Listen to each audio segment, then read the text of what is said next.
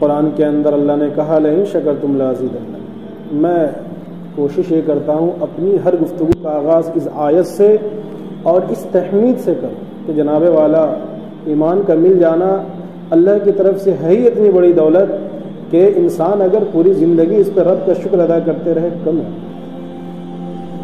اس لیے دنیا کے اندر تمام چیزیں ہیں، سر کے بال سے لے کے پاؤں کے ناخن تک، اور آسمان سے لے کے فضاؤں سے لے کے زمین، بلکہ آسمان کے بلندی تک اور تحت الثری تک تمام چیزیں ایک طرف، ایمان کی دولت ایک طرف، کہ دنیا کے اندر جتنی بھی چیزیں ہیں ان سے ساری دنیا کے لوگ مشترکہ فائدہ اٹھا رہے ہیں۔ ہوا سے فائدہ مشترکہ ہے، آسمان بارش ہوتی ہے فائدہ مشترکہ ہے، زمین سے غلہ اس کا فائدہ مشترکہ ہے، سارے لوگ اس میں شریک و سہیم ہیں۔ لیکن ایمان کی دولت وہ دولت ہے بھائیو، ہم جیسے گنہگاروں کو، خطا کاروں کو، بدکاروں کو، احمقوں کو، بیوقوفوں کو، نالائقوں کو، ناقدروں کو اللہ تعالیٰ نے عطا فرمایا۔ یہ بہت بڑی چیز ہے، یہ اتنی بڑی چیز ہے، اس کو سمجھنے کے لیے آپ آج سے 1400 سال پیچھے جائیں، پھر سمجھ میں آئے گا کہ کس طرح جب من قال لا الہ الا اللہ مخلصا دخل الجنہ کی صدائیں اللہ کے نبی علیہ الصلوۃ والسلام کی طرف سے لگائی گئیں، جب آپ صلی اللہ علیہ وسلم نے سب کو بلایا اور کہا لوگوں میں یہ کہوں کہ ان قریب اس پہاڑ کے پیچھے، اس وادی کے پیچھے ایک لشکر جرار و کرار ہے، سب نے بیک زبان کہا اللہ کے رسول میں نے آپ کو ایک صادق اور امین پایا، آپ سے جھوٹ کی توقع بھی نہیں کرتے۔ یہاں تک معاملہ ٹھیک ہے، سارا مکہ آپ کے پاس اپنی امانت جمع کر رہا ہے، حجر اسود کی بڑی لڑائی ہوتی ہے، آپ صلی اللہ علیہ وسلم کی بعثت یعنی نبوت کے اعلان سے پہلے آپ صلی اللہ علیہ وسلم موجود ہیں، ابھی آپ نبی کا اعلان نہیں کیے، حجر اسود کے لیے ایک بڑی لڑائی جنگ چھڑ جاتی ہے، جب سیلاب میں حجر اسود اپنی جگہ سے بہہ جاتا ہے تو سارے قبیلے، چونکہ حجر اسود وہ پتھر ہے جو پہلے سے ہی معظم و مبارک ہے، سارے قبیلے میں لڑائی چھڑ گئی، سب نے کہا کہ ہم اس کو رکھیں گے اپنی جگہ پہ تو ہم رکھیں، یہاں تک کہ پیالے میں خون ڈال دیے گئے، لوگوں نے اس خون میں اپنا ناخن ڈالا، تلواریں نیام اور میان سے نکل گئی کہ چاہے گردنیں کٹ جائے تو کٹ جائے، یہ شرافت اور یہ کرامت اور یہ تکریم ہمارا قبیلہ لے کر کے جائے گا۔ پھر اللہ تبارک و تعالیٰ نے اس وقت کے لوگوں کو ایک بڑے جنگ و جدل سے بچایا، پھر معاملہ یوں ہوا کہ کل صبح جو سب سے پہلے خانہ کعبہ میں آئے گا وہ جو فیصلہ کر دے گا اس بات پر اتفاق کر لیا جائے گا، سب اللہ کو کرنا۔ ابھی آپ کو نبوت نہیں ملی ہے، ابھی آپ نے اپنے بعثت کا اعلان نہیں کیا ہے، آپ صلی اللہ علیہ وسلم آتے ہیں، خدا کا بھی عمومی ہم کتنا دل دکھاتے ہیں اس رسول اللہ صلی اللہ علیہ وسلم کا، جس اللہ کے رسول نے کہا من غش لنا فلیس منا، دھوکہ دینے والا ہم میں سے نہیں، ہم کتنا دھوکہ دے رہے ہیں، دنیا والوں کو تو چھوڑیے ہم اپنے آپ کو کتنا دھوکہ دیں۔ اسے کو شاعر مشرق نے کہا اپنے من میں ڈوب کے پاجا سراغ زندگی، تو میرا نہ بن سکا نہ بن اپنا تو بن، اپنے من میں ڈوب کے پاجا سراغ زندگی، تو میرا نہ بن سکا نہ بن اپنا تو بن۔ معاملہ بھی یہی ہے، جب ہم کبھی کسی کے ساتھ دجل کر رہے ہوتے ہیں، فریب کر رہے ہوتے ہیں، کسی کی پیٹھ پیچھے غیبت چغلی، ہر وہ گناہ جو ہم کر رہے ہوتے ہیں، اور کہیں نہ کہیں سے ہمارا ایک خیال ہوتا ہے کہ ہم کسی اور کی عزت سے کھلواڑ کر رہے ہیں یا ہم ایک مزے کا کام کر رہے ہیں، در حقیقت معاملہ یہ ہے عزیزان گرامی، ہم اپنے نفس کے ساتھ کھلواڑ کر رہے ہیں، ہم اپنا ہی کچھ نقصان کر رہے ہوتے ہیں، اور ایسا نقصان کہ جس کے بارے میں اللہ نے کہا ہے کہ ومن اساء فعلیہا، انسان گناہ کر کے کچھ اپنا ہی نقصان کرتا ہے، وما ربک بظلام للعبید، رب کا معاملہ یہ ہے کہ آپ کا رب کسی پہ رتی برابر بھی ظلم نہیں کرتا۔ اگلے دن کیا ہوتا ہے، لوگ دیکھتے ہیں کہ سب سے پہلی شخصیت جو خانہ کعبہ میں آتی ہے وہ آقا نامدار حضور نور پر نور صلی اللہ علیہ وسلم کی ذات گرامی، اور آپ اتنے بڑے صاحب الرائے ہیں، چونکہ آپ دنیا کے امام ہونے والے تھے، آپ وجہ کائنات ہونے والے تھے، آپ خلاصہ کائنات ہونے والے تھے، اللہ تبارک و تعالیٰ نے کیا شان بخشی تھی، آپ کو تصور میں جانا ہوگا عرب کا وہ دور یاد کرنا ہوگا، سیرت کا وہ پیراگراف پڑھنا ہوگا اور پڑھنا ہی ہوگا۔ اگر ہم پڑھنا نہیں جانتے ہیں، پڑھنے والوں سے سیکھیں، پڑھنے والوں کی صحبت اختیار کریں، کہ اگر ہم صحبت سے بھی محروم رہ گئے تو پھر بہت محرومی کی بات ہے۔ بہت زیادہ مثال دی جاتی ہے اور مثال بہت اچھی بھی ہے، دل کو لگنے والی بھی ہے، دل کو چھونے والی بھی ہے، کہ انسان عطر فروش کے دکان میں بیٹھے عطر خریدے یا نہ خریدے، خوشبو ناک تک آنے سے کوئی روک نہیں سکتا ہے، اور انسان گندی جگہوں پر ہو اور وہ غلاظت کرے یا نہ کرے، اس غلاظت سے وہ کھیلے یا نہ کھیلے، وہ غلاظت خواہی نہ خواہی اس کے ناک تک سرایت کر ہی جائے گی۔ بارش کہیں اور ہوتی ہے، اس کا اثر قرب و جوار کے بستیوں میں ہم محسوس کرتے ہیں۔ ہم پڑھنا سیکھیں، نہیں پڑھ سکتے ہیں، پڑھنے والوں سے اور یہ اللہ کے نبی کی حدیث ہے، میں اپنی بات نہیں کرتا، اللہ کے نبی علیہ الصلوۃ والسلام نے فداک ابی و امی، ہمارے ماں باپ قربان اس رسول امی صلی اللہ علیہ وسلم پر، کتنی اچھی بات آپ نے کہی، کن عالما او متعلما او محببا، اللہ عالم بن جاؤ، علم کو سیکھنے والے بن جاؤ، علم کو سیکھنے والے بن جاؤ۔ علم سارے علوم، ہر وہ علوم نافع ہیں جو اللہ کی رضا کا سبب بنے، ہر وہ علوم تفاوت نہیں ہے۔ ہاں ایک وہ علوم ہے جو سرچشمہ نبوت ہے، جو من جانب اللہ ہے، جو سینہ بسینہ منتقل ہوا ہے، یہ بابرکت علم ہے، قرآن کا علم ہے، حدیث قدسی ہے، یہ وہ علوم ہے جو اللہ کے پاس سے جبرائیل کے ذریعے محمد صلی اللہ علیہ وسلم پر اترا، پھر وہاں سے صحابہ، تابعین، تبع تابعین، اور یہ سلسلہ در سلسلہ آج بھی اس کا فیض جاری و ساری ہے۔ یہ بابرکت علم ہے، یہ علم مقدس ہے، یہ علم مقدم ہے۔ اس کے ساتھ ہر وہ علوم جس علوم سے ہم اپنے رب کی معرفت حاصل کر سکتے ہیں، وہ علم اس بات کو ہم سے مقتضی ہے کہ ہم اپنے رب کو پہچاننے والے ہیں۔ عزیزان گرامی، آپ صلی اللہ علیہ وسلم آ رہے ہیں، کتنے بڑے صاحب الرائے ہیں، آپ نے ایک چادر کہہ لے، کچھ بھی کہہ لے، کپڑے کا ٹکڑا کہہ لے، منگوایا، اپنے ہاتھ سے حجر اسود کو اٹھا رہے ہیں، چادر میں رکھ رہے ہیں، اور سارے قبیلوں کو کہا کہ پورے چادر کا ہر کونا کونا پکڑ لیں۔ سارے قبیلہ کے سردار نے چادر پکڑا اور آپ صلی اللہ علیہ وسلم کے چلو لے کر کے آؤ۔ حجر اسود کو اس کے مقام کے پاس لایا گیا، آپ صلی اللہ علیہ وسلم اٹھا کر کے اس کے مقام پر رکھ دیے، جو جگہ رکھ دیے۔ سارے لوگوں نے اسے ہاتھ تک نہیں لگایا، اور آپ صلی اللہ علیہ وسلم نے ہاتھ بھی لگا دیا، ایک بڑا معاملہ سر ہو گیا۔ اس میں دو باتیں سمجھ میں آتی، دو بات۔ سب سے پہلی بات جو ہمیں سمجھ میں آتی ہے، سب سے پہلی بات تو یہ، اور قرآن نے بھی کہا، حتی اذا فشلتم وتنازعتم فی الامر، قرآن بارہ کہہ رہا ہے کہ تمہارے آپس میں کچھ معاملات ہو جائے، کچھ تنازعات ہو جائے، کچھ ایسے باتیں ہو جائے کہ تم آپس میں ایک بات پہ رضامند نہیں ہو پا رہے ہو، تو قرآن بار بار کہہ رہا ہے فاسألوا اہل الذکر، اہل علم کے پاس جاؤ، اہل تقوی کے پاس جاؤ، اہل صلاح کے پاس جاؤ، اور ان سے فاسألوا اہل الذکر، قرآن و سنت کے روشنی میں اپنے معاملات کے حل کرواؤ۔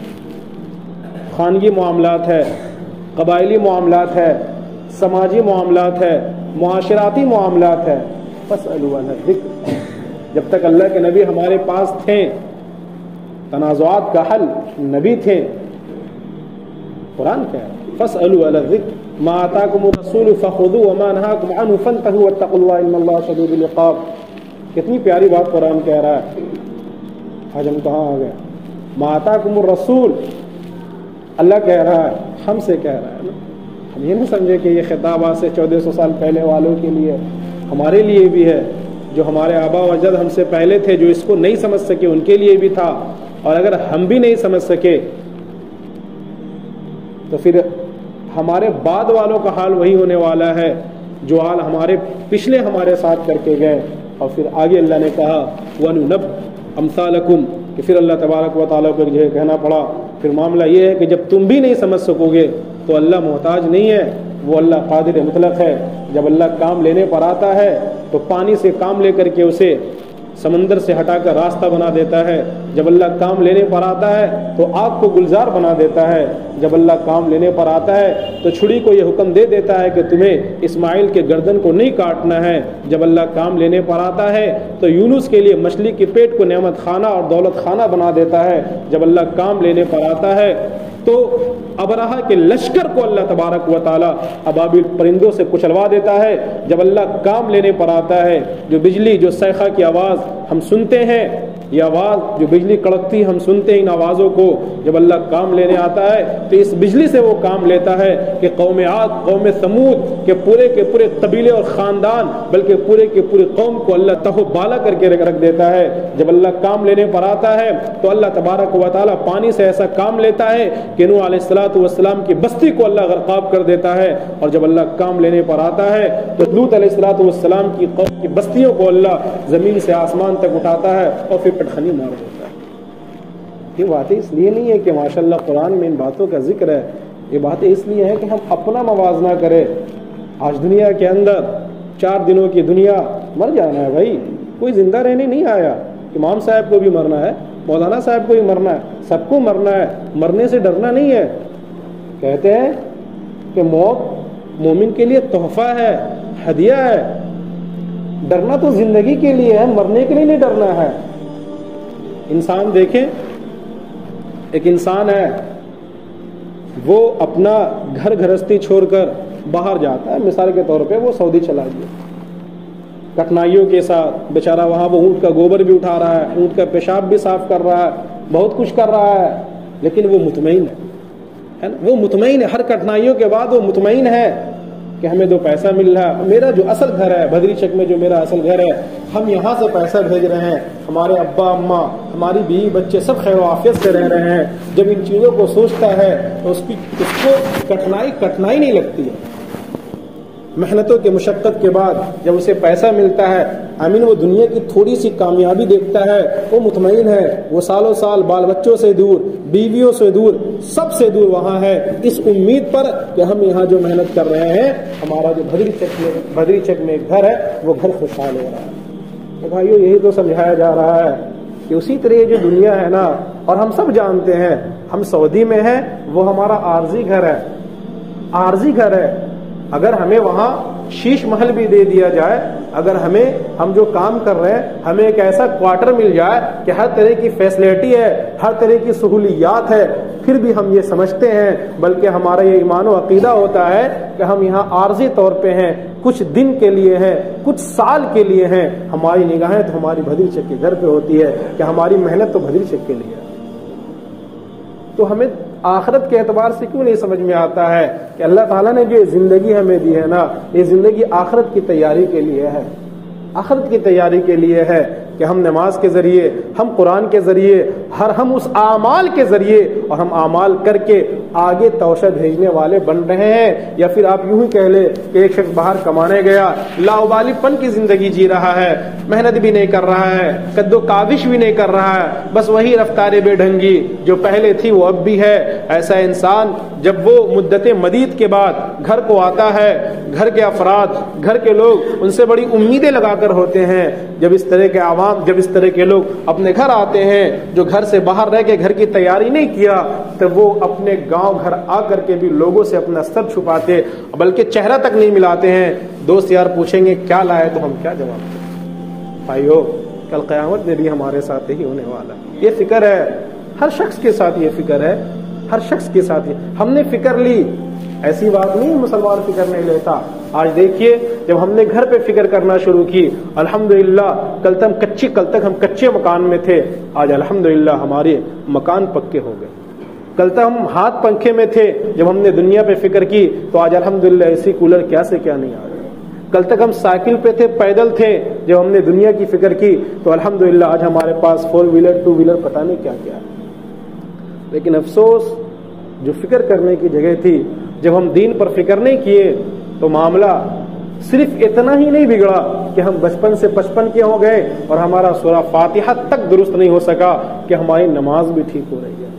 جب ہم دین کی فکر لینے سے دور ہو گئے تو ہمارا معاملہ یہاں تک بگڑ گیا، معافی کے ساتھ ہمارا معاملہ یہاں تک بگڑ گیا کہ ہم اہل علم کے خلاف زبان تو دراز کرنے والے بن گئے لیکن ہم اس لائق بھی نہیں ہو سکے. ہم ایسے نالائق اولاد بن کر رہ گئے کہ جب ہمارا باپ مر جائے تو ہم جنازے کی نماز بھی نہ پڑھا سکیں.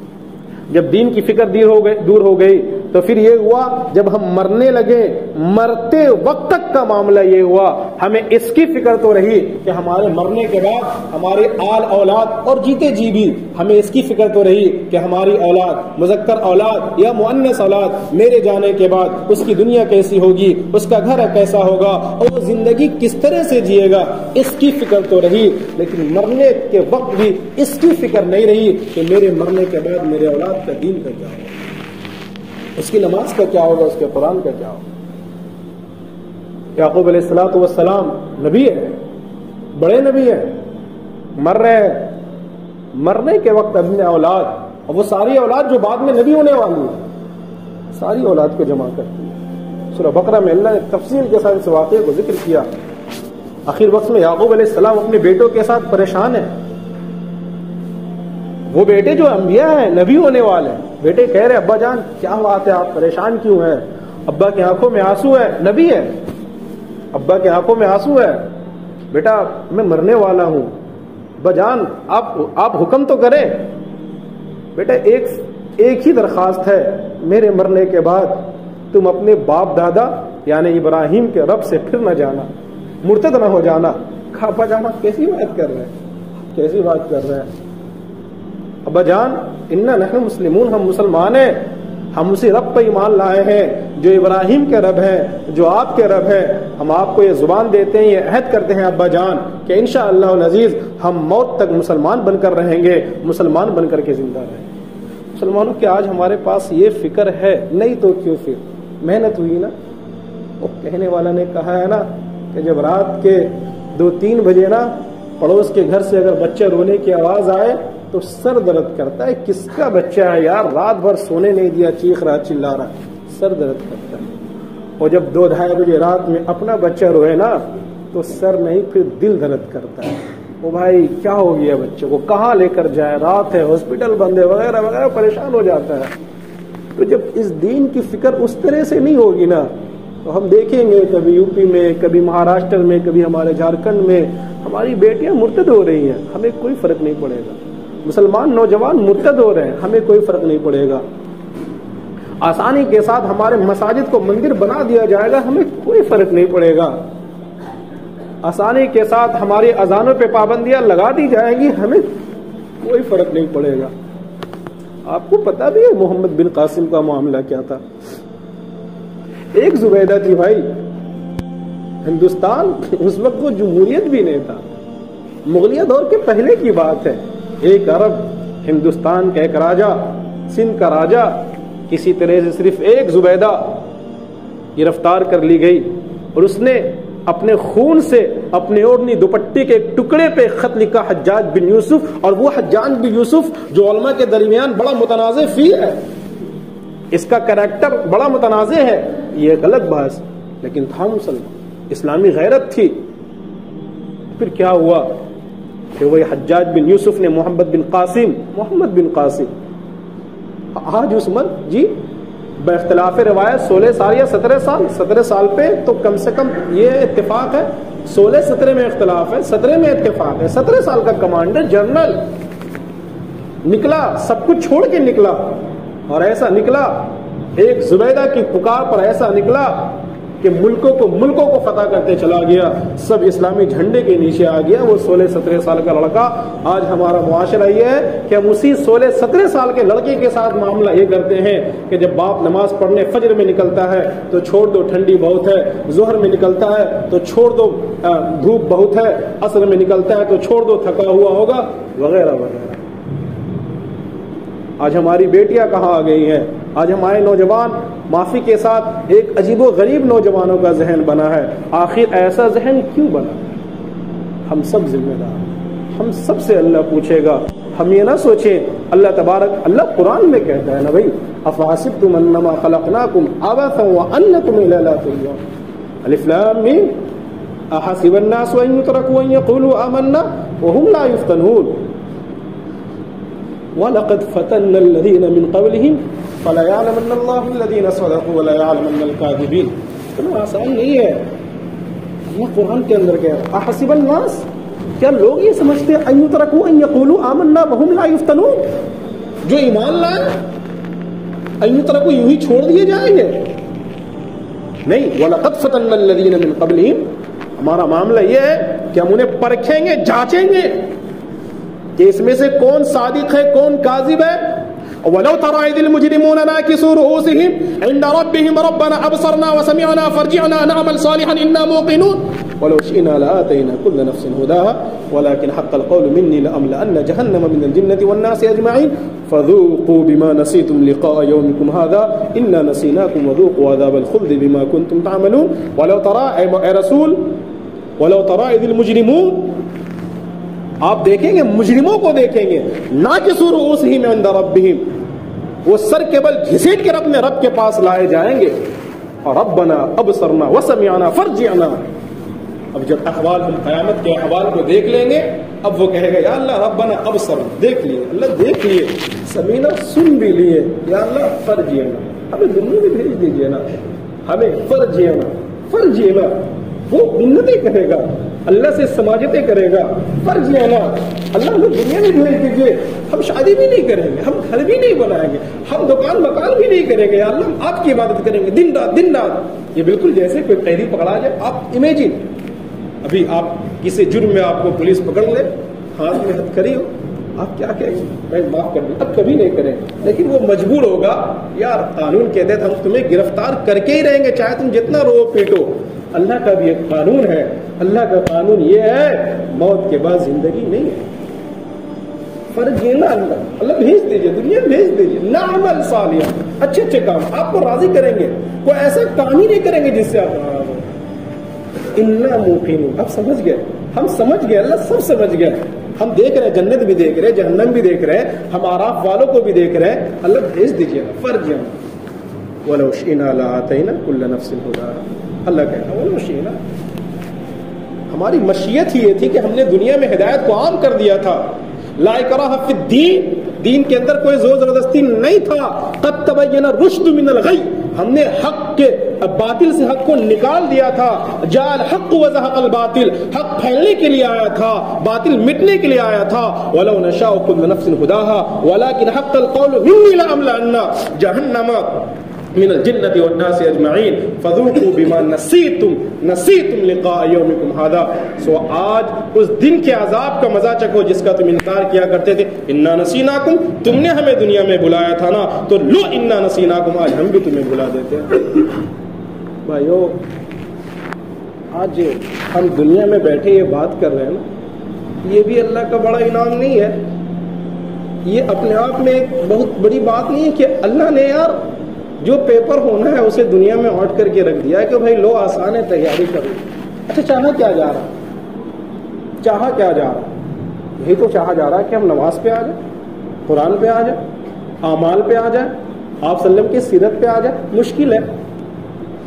پیسے لگا کے قرضہ لے کر جھوٹی شان دکھلانے کو ہم سب مرے جا رہے ہیں. گناہ کا ایک کام ہمیں ایک کام بتا دیجئے، گناہ کا ایک کام بتا دیجئے جس میں پیسہ نہ لگتا ہو، جس میں محنت نہ لگتی ہو، جس میں انرجی لاس نہ ہوتا ہو. ایک کام بتا دیجئے، بالکل چھوٹی سطح سے، کھینے کھانے سے لے کر، بیڑی پینے سے لے کر، اور بڑھتے چلے جائیے، شادی بیاہ میں لاکھوں خرچہ کرنے سے لے کر، اور آپ بڑھتے چلے جائیے نا. ایک کام بتا دیجئے گناہ کا جو بغیر پیسہ کے ہوتا ہے. جناب والا، لیکن ہم نے قرضہ لے کر، ہم نے سود لے کر کے جھوٹی شان دکھلانا ہے. آپ صلی اللہ علیہ وسلم کیا کمی تھی؟ میں بارہا کہتا ہوں، ہم یہ کہتے ہیں کہ آپ علیہ الصلوۃ والسلام کی زندگی غربت و افلاس والی تھی، لیکن ہم یہ بات کرنا بھول جاتے ہیں کہ آپ علیہ الصلوۃ والسلام کی جو زندگی غربت و افلاس والی تھی یہ اضطراری نہیں تھی، اختیاری تھی. میں بارہا اس بات کو کہا ہوں، یہاں بھی کہا ہوں، آج بھی سمجھے کہ غربت دو طرح کی ہوتی ہے. ایک ہے ہم غریب گھر میں پیدا ہوئے، خاندانی غریب ہے تو ہیں، اور ایک ہے کہ اللہ نے ہمیں نوازا ہے، ہم کروڑ پتی، ہم ارب پتی ہیں، کاروبار بھی بہتر ہے، لیکن ہم مال کو جمع نہیں کرتے. اللہ بھیجا, بس اللہ کے راستے میں لگاتے چلے گئے. وَيْلٌ لِكُلِّ هُمَزَةٍ لُمَزَةٍ الَّذِي جَمَعَ مَالًا وَعَدَّدَهُ يَحْسَبُ أَنَّ مَالَهُ أَخْلَدَهُ كَلَّا لَيُنبَذَنَّ فِي الْحُطَمَةِ وَمَا أَدْرَاكَ مَا الْحُطَمَةُ. ہلاکت و بربادی ہے, ہلاکت و بربادی ہے ایسے افراد کے لیے. الذی جمع مال, جو مال کو جمع کر رہا, بس جمع کر رہا تو جمع کر رہا, بینک بیلنس بند ہے, اللہ کے راستے میں لگا نہیں رہا. شادی کی بات آ جائے, عقیقہ کی بات آ جائے, ولیمہ کی بات آ جائے, دنیا کی بیکار ناچ گانے کی بات آ جائے جی, اور محرم میں بدعت و خرافات میلہ ٹھیلا لگا کر اپنے بہن بیٹیوں کو ننگا نچانے کی بات آ جائے, 10,000 میری طرف سے لے لیجیے, 20,000 میری طرف سے لے لیجیے. مدرسہ کا کوئی آدمی رسید لے کر کے آ جائے تو 10 روپے کاٹ لیجیے, شام میں آ کے دکان پر لے لیجیے گا. یہ قوم کی حقیقت ہے جناب. الذی جمع مالا وعددا, جو مال جمع کرتے وعددا, دن رات گنتے رہتے ہیں. یحسب ان مالہ اخلدا, ان کو لگتا ہے کہ یار بس یہ اخلدا ہمیشہ ہمیشہ ہمارے پاس رہنے والا ہے, جبکہ اللہ فرما رہا ہے والذین یکنزون الذهب والفضة ولا ينفقونها في سبيل الله فبشرهم بعذاب أليم يوم يحمى عليها في نار جهنم فتقوى بها جباههم وجنوبهم وظهورهم هذا ما كنزتم لأنفسكم فذوقوا ما كنتم تكنزون. جو لوگ مال و دولت بس ان کی زندگی کا مقصد ہی بن گیا ہے کہ پیسہ آ جائے. ایک بڑا مسئلہ یہ بھی ہے کہ کہاں سے آ رہا ہے, ایک بڑا مسئلہ یہ بھی ہے, کوئی فرق نہیں پڑ رہا وہ حلال طریقے سے آ رہا ہے یا حرام, بس آ جائے.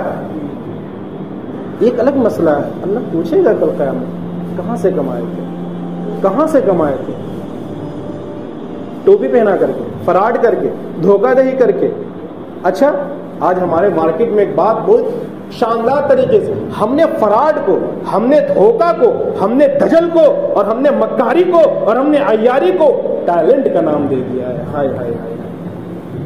اللہ کے نبی مدینہ کے بازار میں نکل رہے ہیں, ایک صحابی گیہوں بیچ رہے ہیں, آپ صلی اللہ علیہ وسلم اپنے دستے مبارک گیہوں کے اندر ڈال دیتے ہیں. ڈالتے ہیں تو آپ دیکھتے ہیں کہ اوپر تو ہرا بھرا ہے, نیچے گیلا ہے. آپ نے کہا یہ کیا, یہ کیا, یہ تو دھوکہ ہے. اور پھر آپ نے کہا دھوکہ دینے والا ہم میں سے نہیں ہو سکتا. اور ہمارا پورا بازار, پورے مارکیٹ کا معاملہ یہ ہے کہ ہم شاندار طریقے سے, بلکہ یہ بول ہے کاروبار میں جھوٹ چلتا نہیں چلتا. کاروبار میں, آپ کی دنیا میں, آپ کی شریعت میں, آپ کے رواج میں, آپ کے طریقے میں, آپ کی تہذیب میں, آپ کے کلچر میں, آپ کے ثقافت میں, آپ کے تمدن میں, آپ کے علاقے میں, آپ کی بستی میں چلتی ہوگی. لیکن جس رسول کو ہم نے مانا ہے, جس قرآن کو ہم نے مانا ہے, اس قرآن کے اندر, اس رسول کے اتباع میں جھوٹ, دجل, فریب کا دور دور تو کوئی دورہ نہیں ہے. مسلمانوں, اس بات کو ہمیں اپنے عقیدے کا حصہ بنانا ہوگا. ہم کیوں سمجھتے ہیں کہ جو اللہ غلط طریقے, یعنی غلط طریقے سے جس چیز کو ہم حاصل کر سکتے ہیں, کیا نعوذ باللہ ہمارا اللہ اتنا کمزور ہے یار, وہ اللہ ہمیں حلال طریقے سے نہیں عطا کر سکتا ہے. جب ہمارے پاس دنیا آتی ہے تو ہم یہ کیوں بھول جاتے ہیں کہ جس اللہ نے ہمارے اوپر دنیا کو کھول کر رکھ دیا ہے, جب ہم بس اللہ کے لیے خرچ کریں گے, اللہ کے لیے لگائیں گے, تو نعوذ باللہ اللہ کا ہاتھ بھی بندھا ہوا ہے. نعوذ باللہ.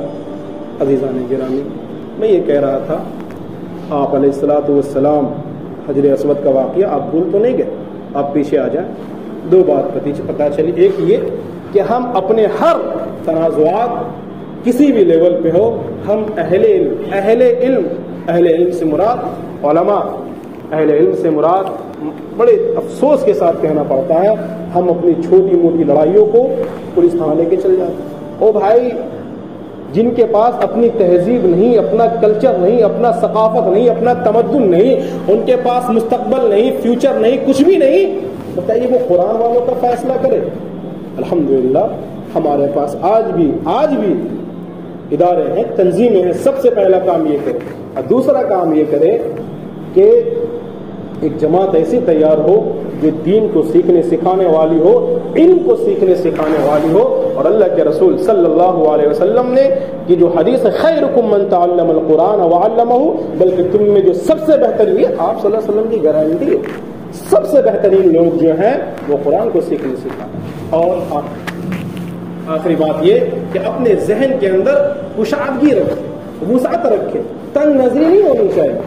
حق کے جتنے بھی کام ہیں, کسی بڑے عالم نے بڑی اچھی بات, حق کے لینڈ کے دین کے لین کے جتنے بھی کام ہیں اس کے بیچ میں تناؤ نہیں ہونا چاہیے، تعاون ہونا چاہیے۔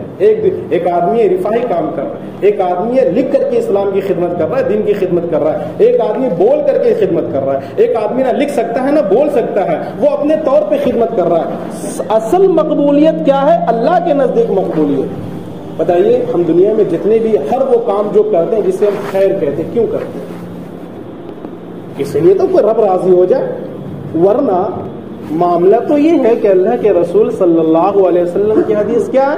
بعض نمازیوں کا حال یہ ہوگا، وہ لوگ تو اس لسٹ نکل گئے جو نماز پڑھتے ہی نہیں، جو بیچارہ مسلمان ہی صرف بن گئے جمعہ پڑھنے کے، معافی کے ساتھ ہماری فجر مسجدیں ویران رہے، آخر کیوں جمعہ میں اتنے لوگ اور دنوں میں کہاں چلے جاتے؟ مانے یار 2-4% لوگ کاروبار، اور لوگ کہاں؟ خیر اللہ توفیق۔ اس میں بھی دو بات، اس میں بھی ایٹیٹیوڈ نے، تکبر نے، اہنکار نے، یار ہم تو فجر پڑھ لی، ہم تو ظہر پڑھ لی، ہم نہیں۔ تواضع، یا اللہ آپ کا فضل نہیں ہوتا ہے نا، آپ کا کرم نہیں ہوتا تو کہاں ہم فجر پڑھ پاتے، کہاں ہم ظہر پڑھ پاتے، کہاں ہم عصر پڑھ پاتے؟ آپ کا فضل ہوا اللہ، آپ کا کرم ہوا جس نماز کو اللہ نے کہا حافظوا علی الصلوات والصلاۃ، ایٹیٹیوڈ نے ہم تو نمازی۔ یاد رکھیں تکبر صرف دولت کا نہیں، عہدے کا نہیں، لکھنے والوں نے لکھا ہے کہ تکبر تقویٰ کا بھی ہو جائے تو یہ سب سے خطرناک تکبر، عاجزی ہو، تواضع ہو۔ اللہ آپ بس آپ ہے، ہم تو کچھ بھی نہیں ہے۔ بھائی اگر اپنے عمل پہ کوئی تکبر کر سکتا ہے تو نبی سے بڑا کوئی تکبر کرنے والا ہے؟ او بھائی جس نبی کی شان یہ ہے پورا دن صبح شام اور قرآن اتر رہا ہے، یا ایھا المزمل قم اللیل، اور قرآن اتر رہا ہے، فلعلک باخع نفسک، اور قرآن اتر رہا ہے، انک لعلی خلق عظیم، قرآن اتر رہا ہے، من احببت ولکن اللہ یہدی من یشاء۔ اے رسول اتنا کرنے کی کیا اللہ کو کہنا پڑ رہا ہے؟ اے رسول بس بھی کریں، اتنا پریشان ہونے کی کیا ضرورت ہے؟ انما انت مذکر، آپ صرف نصیحت کرنے والے بنا کر بھیجے گئے۔ اے نبی آپ اتنا پریشان کیوں رہ رہے ہیں؟ لست علیہم بمسیطر، آپ ان کے اوپر داروغہ بنا کر نہ بھیجے گئے ہیں، آپ پہنچائیے، آپ کا کام پہنچانا ہے۔ جس نبی کو یہاں تک کہا اور سمجھایا جا رہا ہے، اور پھر جب لوگ کسی صحابی نے پوچھا اے اللہ کے رسول آپ بخشے بخشائیں، جنت آپ کی، کوثر آپ محبوب کبریا ہیں، سب کچھ تو آپ کے لیے ہے، پھر کیا ضرورت ہے کہ رات و رات ایسی لمبی عبادت کر رہے ہیں کہ آپ کے پاؤں مبارک میں ورم پڑ جا رہا ہے؟ آپ علیہ الصلوۃ والسلام کا جواب تو سنیں۔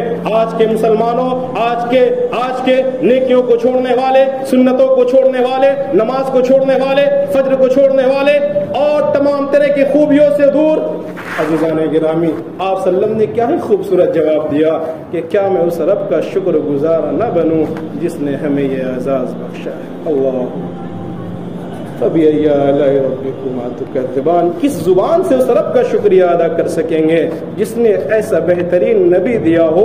کس زبان سے اس رب کا شکریہ کہاں سے لائیں گے ہم؟ وہ زبان، یہ زبان پلید ہے، یہ زبان گندگیوں سے بھری ہوئی ہے، یہ زبان گانا گا کر گندی اور میلی ہو چکی ہے، یہ زبان غلط کھا کر غلط بول کر میلی اور کچیلی ہو چکی ہے۔ اللہ ہمیں وہ زبان دے دے جو زبان ہر وقت آپ علیہ الصلوۃ والسلام کی شان اور رب کے تسبیح و تحمید میں رطب اللسان رہ سکے۔ تو یہ نہیں، حق کے کاموں میں تعاون ہو، ایک کام ہم کر رہے ہیں، اللہ کا شکر ادا کرنا ہے، اور اصل قبولیت ہے ایک خیر کا کام کوئی اور کر رہا ہے، تعاون ہونی چاہیے، تفاوت نہیں ہونی چاہیے، تناؤ نہیں ہونا چاہیے۔ ہم یہ سوچیں کہ ایک آدمی فلاں کام کر رہا، ہم وہ نہیں کر رہے، ہم ایک اگلا یہ سوچے ایک آدمی وہ کام کر رہا، ہم وہ نہیں کر رہے۔ سارے ہی حق کے کام ہیں، سارے ہی دین کی محنتیں ہیں، اور اصل میں پھر کہہ رہا ہوں، اصل تو اللہ کے ہاں قبولیت ہے۔ جس کی قبولیت ہو گئی، قابل وہ ہوا، منظور وہ ہوا، محمود وہ ہوا، مقبول وہ ہوا، منظور نظر وہ ہوا۔ ورنہ میں پھر کہوں گا کہ کل قیامت کے دن معاملہ یہ ہوگا کہ ایک جماعت ہوگی، بظاہر دینداروں کی جماعت ہوگی وہ، اور فرشتے اسے لے کر جا رہے ہوں گے حوضے کا، یہ حدیث ہے بخاری کی روایت، فرشتے لے کر جا رہے ہوں گے، اللہ کے رسول صلی اللہ علیہ وسلم اس کے استقبال کے لیے اتاولے ہوں گے، ایکسائٹڈ ہوں گے، اور بیچ سے ایک فرشتہ آئے گا، اس جماعت کو روک دیا جائے گا، اس گروہ کو روک دیا جائے گا۔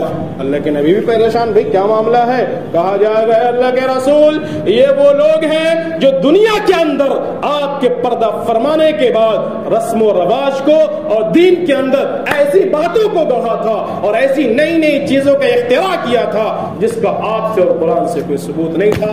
آپ صلی اللہ علیہ وسلم منہ پھیر لیں گے۔ تو اصل یہ ہے ہم اپنے خیر کے کاموں سے رب کو راضی کرنے والے بنے۔ سبوں سے گزارش ہے اللہ تبارک و تعالی ہمیں بھی قبول کر لے، ہماری نسلوں کو بھی قبول کر لے اور ہماری یہ بستی بھدری چک کو قبول کر لے۔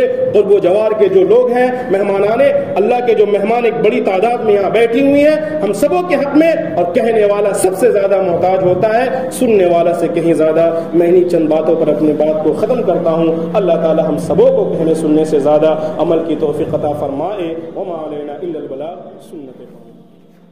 ایسی ہی ویڈیوز پانے کے لیے ہمارا چینل زندگی بناؤ کو سبسکرائب کریں۔ ایسی ہی ویڈیوز پانے کے لیے ہمارا چینل زندگی بناؤ کو سبسکرائب کریں۔